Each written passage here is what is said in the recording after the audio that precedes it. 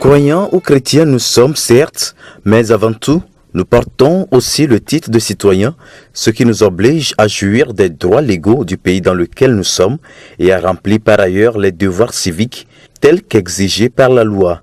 À la chose spirituelle, il faut joindre la connaissance portant sur les textes juridiques en vigueur chez nous pour ne pas périr à cause de l'ignorance.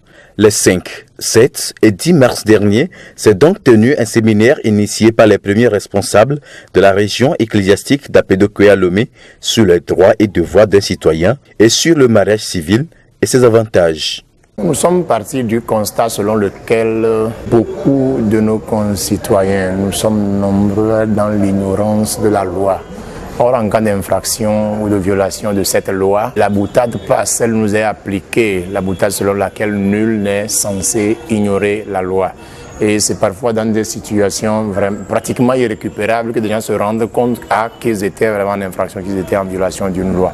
Donc ce séminaire est initié dans le but d'apporter un peu plus de lumière à nos citoyens, aux fidèles de la paroisse et quelques de la région. Aux commandes de cet enseignement, un chevronné du domaine, le professeur agrégé Komi Olu des universités publiques du Togo, doyen de la faculté du droit à l'université de Lomé et aussi fidèle de l'église de Pentecôte du Togo, pour permettre aux fidèles de bien cerner les contours des thématiques. La connaissance, c'est vrai, elle est biblique, mais la connaissance aussi des droits et des devoirs du citoyen, par exemple, est d'une importance fondamentale.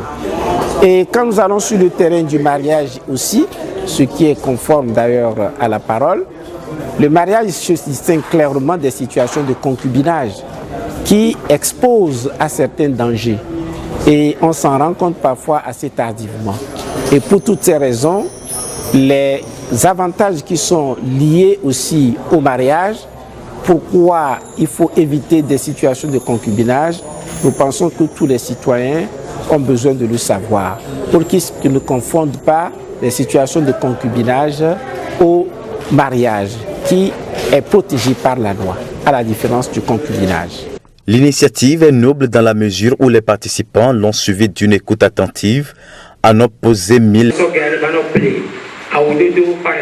faits et désormais aguerris sur les thématiques en question. Par la grâce de Dieu, j'ai beaucoup appris de l'enseignement.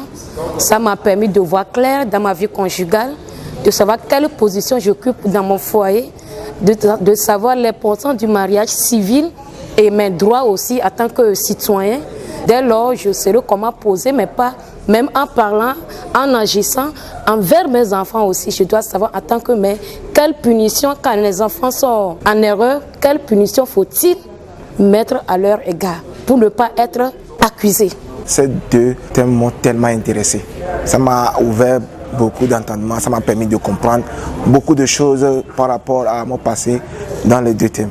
Je dirais que c'est une initiative qui est très importante et je souhaiterais même qu'on en fasse dans toutes les paroisses, si même on peut faire ça dans les grandes paroisses de Pentecôte et même l'élargir dans d'autres églises comme Assemblée de Dieu et tout, pour que les chrétiens aujourd'hui aient la connaissance du droit, d'abord du pays dans lequel nous sommes, et aussi pour comprendre certaines choses, certaines bases du droit. Même son de cloche du côté de l'organisation qui dresse un bilan positif à la fin du séminaire. Les interventions, les préoccupations des fidèles, des séminaristes, des participants ont montré combien de fois le thème leur apporte de lumière en matière de droits et devoirs du citoyen. La deuxième thématique n'est pas du reste aussi. Et cela a apporté aussi beaucoup d'éléments aux fidèles, beaucoup de connaissances aux fidèles. Nul ne peut prétendre connaître toute la loi. Cependant, ils sont partis plus ou moins avisés, ils peuvent savoir maintenant comment se comporter face à telle ou telle situation. Et à voir déjà les interventions des participants, nous pouvons comprendre que cela a été un succès, parce que cela les a marqués, ils ont cherché. Le temps même a été insuffisant. La détermination est totale. Et vous voyez, ce sont des questions très pertinentes qui ont été posées, qui indiquent que les gens ont soif et veulent véritablement connaître. Et je crois que c'est une très bonne chose.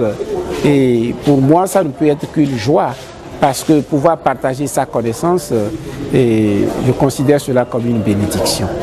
Et j'en suis très heureux. Vu l'importance de l'enseignement, Le dupliquer dans d'autres régions ecclésiastiques, voire insérer un module sur le droit dans la formation des pasteurs serait une bonne chose. C'est tellement fondamental. D'abord fondamental pour les ecclésiastiques que nous sommes, les pasteurs, les diacres, les diaconesses.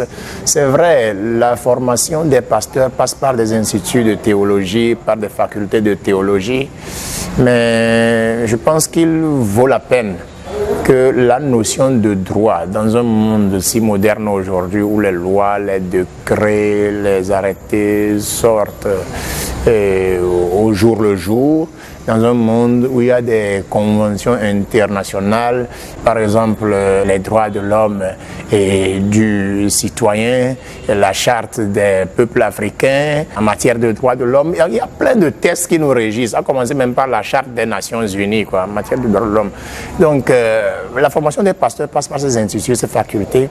Et moi je pense qu'aujourd'hui il faudrait insérer une autre discipline, une autre thématique, celle du droit, pour équiper un peu les ecclésiastiques, les leaders religieux en matière de droits de l'homme. Ça vaut la peine, sinon nous nous ferons victimes des situations que nous pourrons éviter tout simplement si nous avons des notions élémentaires, le b.a.-ba, dans le domaine. Nul n'est censé ignorer la loi et le chrétien, disciple de Jésus ou encore enfant de Dieu, est appelé à donner le bon exemple aux autres où qu'ils soient, en gardant en esprit toutefois l'obéissance des commandements de Dieu.